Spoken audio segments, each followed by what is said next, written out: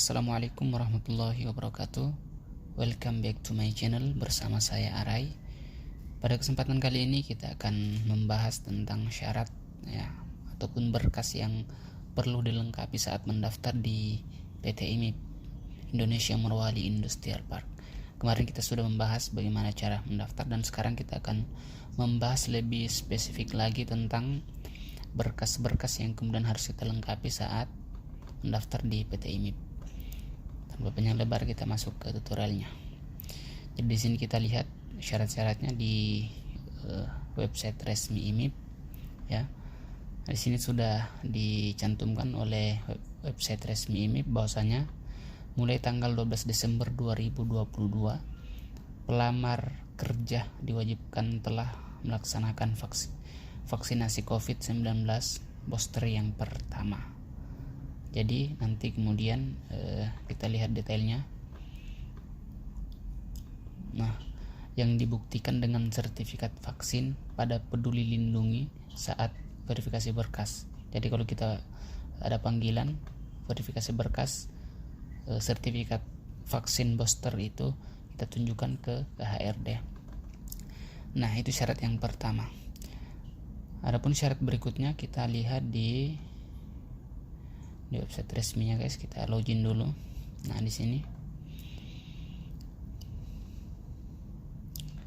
kita pilih dulu kategori lamaran agar berkasnya bisa muncul guys. Oke, kita pilih yang umum ya. Nah, di sini perhatikan teman-teman sekalian, inilah persyaratan yang kemudian harus kita penuhi saat mendaftar di PT IMIP. Di sini ada wajib upload dan di sini wajib di bawah. Maksudnya wajib upload ini kita upload saat kita mendaftar online di PT IMIP sebagaimana yang kita jelaskan kemarin di video yang pertama. Nah, yang ini wajib di bawah maksudnya wajib di bawah apabila ada panggilan interview. Jadi kita bawa untuk menghadap ke HRD. Oke, mungkin dipahami. Jadi adapun persyaratannya yang pertama itu surat lamaran. Jadi surat lamaran contohnya seperti ini ya guys ya. Bisa dilihat di layar. Nah, di sini surat lamaran ini bisa kita dapatkan di Google. Tinggal dicari download surat lamaran kerja ya, surat lamaran. Itu banyak contoh surat lamaran, tinggal di-download.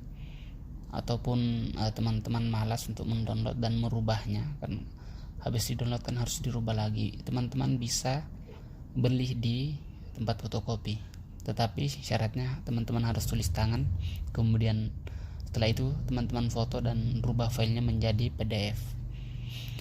Kemudian yang kedua CV ya. Yang kedua adalah CV ataupun daftar riwayat hidup ya, daftar riwayat hidup. CV itu adalah daftar riwayat hidup. Teman-teman bisa lihat di layar contohnya seperti ini, daftar riwayat hidup. Bahwa yang bertanda tangan di bawah ini nama, tempat tanggal lahir, umur, jenis kelamin dan seterusnya. Kemudian di samping kanan ada foto.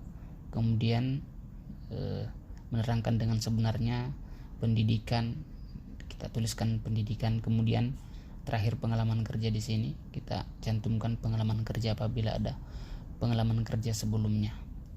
Kemudian tanda tangan yang di bagian bawah. Nah, kemudian yang berikutnya itu pas foto terbaru. Jadi teman-teman sekalian silakan teman-teman foto, bisa foto di rumah terus diedit kemudian dibawa ke tempat fotokopi ataupun foto di tempat fotokopi itu sendiri. Nanti dicetak, lebih amannya teman-teman cetak dalam 3 bentuk ya, atau 3 ukuran, 2x3, 3x4 dan 4x6.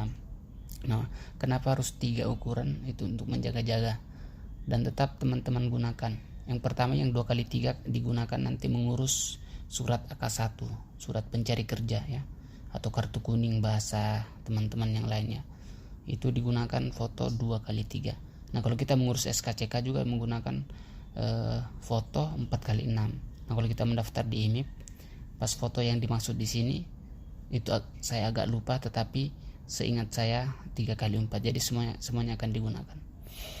Kemudian KTP elektronik ya, KTP teman-teman punya KTP, kemudian kartu keluarga, silakan difoto dan dijadikan PDF. Kemudian ijazah terakhir ya, teman-teman lulusan SMA berarti yang diupload ijazah SMA, sarjana, ijazah sarjana. Kemudian transkrip nilai, BPJS Kesehatan yang aktif, baik itu KIS bantuan dari pemerintah ataupun mandiri, di bawah saja. Nanti teman-teman yang mempunyai KIS yang bantuan dari pemerintah nanti dialihkan di perusahaan menjadi BPJS Mandiri. Kemudian NPWP yang aktif ya. NPWP bisa diurus di Dinas Ketenagakerjaan. Ya tentunya syaratnya ada juga. Jadi syaratnya sebenarnya beda-beda setiap daerah, tetapi paling perbedaannya sedikit. Siapkan saja ketika ingin ke Dinas Ketenagakerjaan, bawa kartu keluarga, KTP,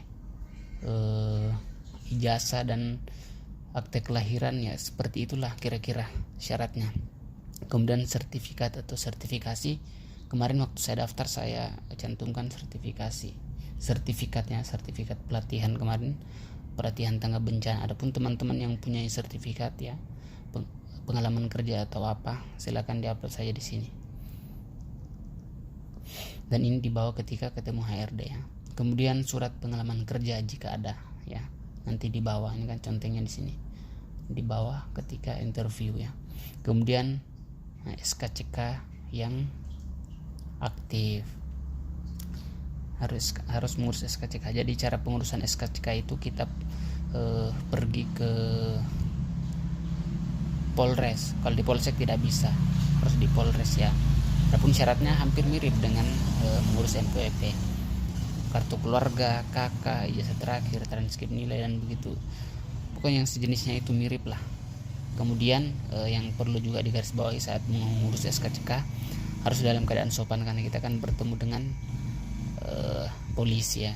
Jadi seperti pengalaman saya dulu, saya ditegur karena menggunakan sandal dan tidak menggunakan baju berkerah. Jadi harus sopan ketika masuk di dalam kantor ya. Karena kita akan berhadapan dengan orang-orang yang rapi menggunakan sepatu, jadi kita juga harus menggunakan sepatu. Yang kemudian kartu pencari kerja atau AK1 ya, atau kartu kuning. Ini bisa diurus di dinas apa ya, Dinas Ketenagakerjaan kalau tidak salah. Intinya bagian itulah, nanti teman-teman bisa bertanya di daerah teman masing-masing. Oke, kemudian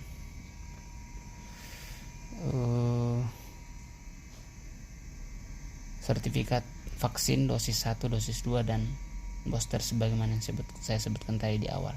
Kemudian akta kelahiran. Nah, itu saja.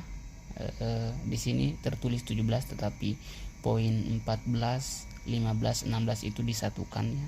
Berarti sekitaran 15. Kemudian sertifikat ini tidak wajib, berarti yang wajib itu 14 guys. Jadi diingat-ingat saja. Oke, sekian tutorial dari saya. Semoga bermanfaat. Apabila ada pertanyaan bisa disematkan di kolom komentar atau bisa menghubungi sosial media kami di Instagram.